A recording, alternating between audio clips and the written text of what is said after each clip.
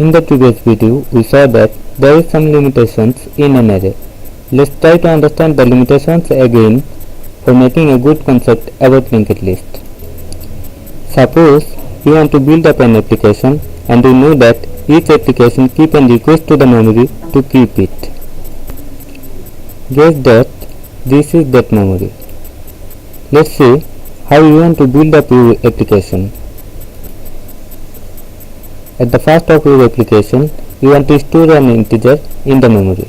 That's why you are declaring x and memory is giving you an address like 209 within a block of 4 bytes of memory.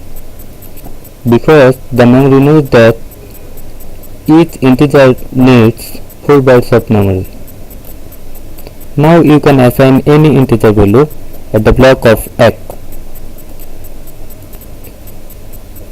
Suppose you are assigning 5. At this time, 5 will take access at the block of x in the memory. Now you want to store 2 integers at the same block of memory.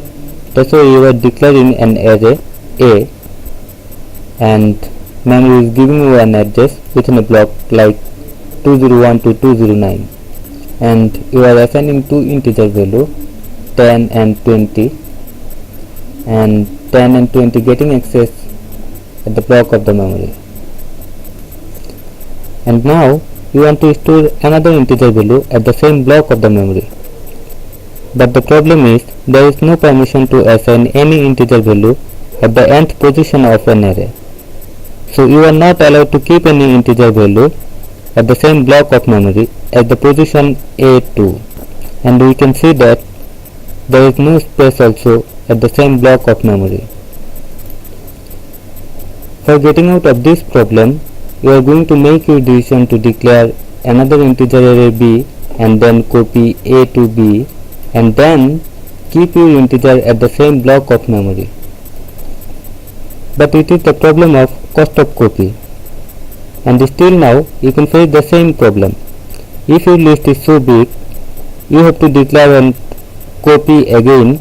On the other hand, memory is getting waste if your list is so small. Here you can see in the memory you are making waste 4 bytes of the block of B. So what is the final solution of this problem? As a solution, you can use structure where no need to keep your integer at the same block of memory because there is a pointer and this is the type of pointer which will work like a link between each of your data. At this moment, the name of structure can be node which is bearing just only one integer data and a pointer as well as a link to the another address of data. So the logical view of memory can be like it. Each node bearing a data and an address of next node. Here we used 0. 0 is the invalid index of memory. It is like to null, so the logical view can be like it also. Still now the memory is not allocated by the structure of these 2 nodes. I just used the memory to help you understand. So let's try to clear these 2 nodes from the memory. Anyway, suppose you want to take access to the memory for 2 blocks for these 2 nodes. So you are declaring 2 structure variable like temp1 and temp2 and say that temp1 for first node and temp2 for last node. But still now the memory is not giving you an address of block of node yet. Here you can check the address of temp1 and the address of temp2. So we are printing temp1 and temp2. Let's run it. Here you can see that the address of temp1 equals to 0 and the address of temp2 equals to 0. And we know that 0 is the invalid index. That means memory has not given any address for temp1 and temp2. At this moment, what we have to do? We have to keep request to the memory by a function named malloc. Here we can see that we are using malloc function to access to the memory by giving the size of this node. Now we can check the address of temp1 and temp2. Before using malloc function, the memory has not given any address, but after using malloc function, memory has given address of temp1 and temp2. At this moment, the logical view of memory can be like it. Memory is giving you two blocks, let us say first block for temp1 and the second block for temp2, and memory is giving 8 byte for temp1 and 8 byte for temp2, and memory is giving also the first address of the block of temp1 and the first address of the block of temp2. Now we can keep our integer value at temp1 and temp2.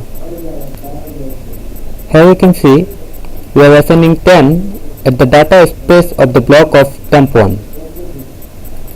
So the logical view of memory will be like it. Now we are assigning 20 at the data field of the block of temp2.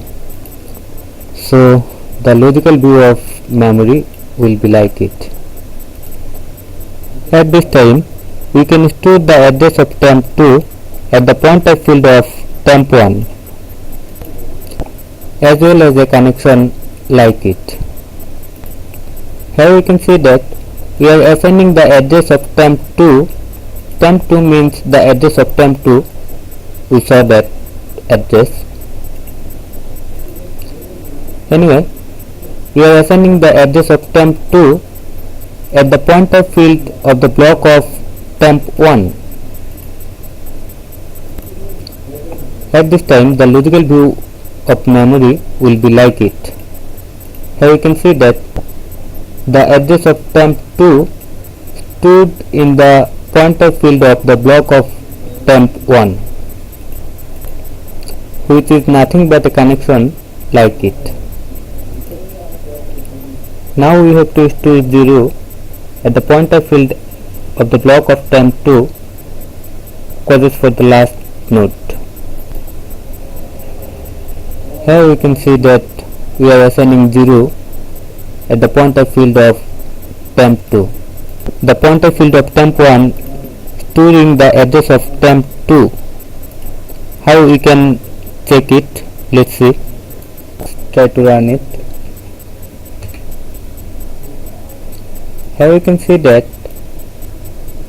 the address of temp2 equals to 3377672, and the pointer field of temp1 is storing the same address 3377672. Now it is clear that there is a connection between temp1 and temp2. The pointer field of temp1 is pointing temp2. That means the address of temp2 has been stored at the pointer field of temp1, as well as the connection of it. Now we can check the pointer field of temp2.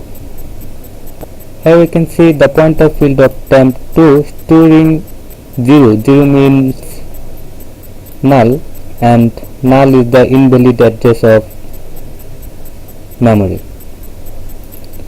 So we can say that temp2 is the last node of this linked list. After all, it has been proved finally by this logical way there is a connection between each of integer list by a link of address. That is why we are calling it linked list. Thank you so much.